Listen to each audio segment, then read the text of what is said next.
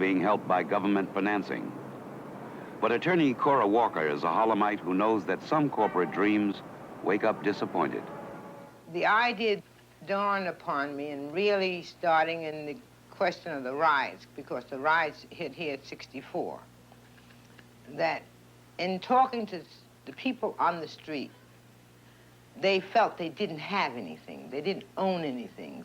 Everybody owned something. So I then took the co-op concept and went out with them, started out in November of 66, that if they wanted to, they could own something on a cooperative basis.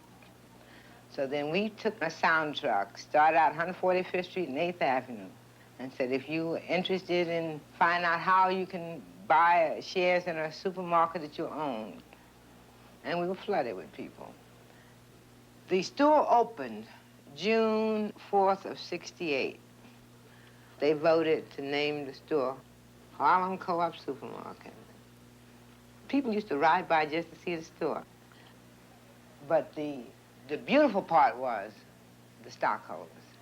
They really loved that store. So if they came in there and they didn't have salt, they didn't buy salt until we got salt. The first 9 months, we made $2,800,000. And it was a threat. It was an absolute threat to our competitors. 9 months after we were there, it arrived, somebody made a decision that we had to be stopped, and they threw around the so-called picket line. And the picket line really was not a valid picket line, because it was not our workers who were the backbones of it. Because the co-op really cut into the business of our competitors, that was in the back of it. But the little people of Harlem kept that store open. They worked in there. They had to go out because nobody would deliver anything. You couldn't get a loaf of bread. And then we had people who would get in their cars. And first they started going to the warehouses and picking it up. Then they got word of that, and because of threats of retaliation, they wouldn't sell it to us.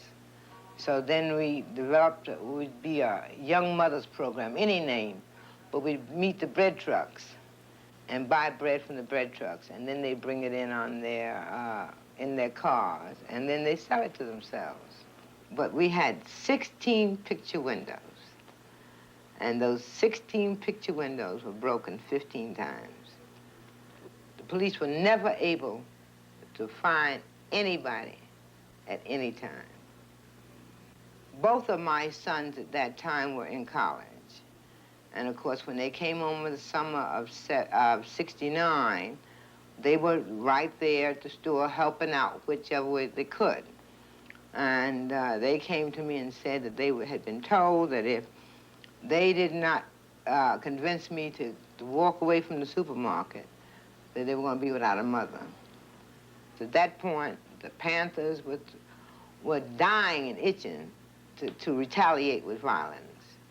And some, black groups, nationalist groups wanted. And my concept was use, the system of justice that was established, and you're going to get a court order. You never got a court order. I'm sorry they didn't, They're just sorry I didn't let them do his own thing.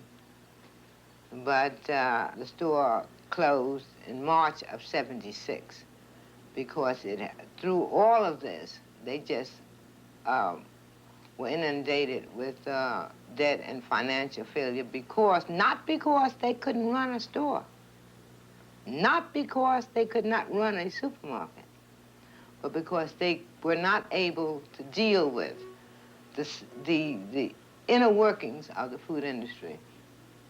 I was heartbroken because there was a faith of so many little people that justice would prevail.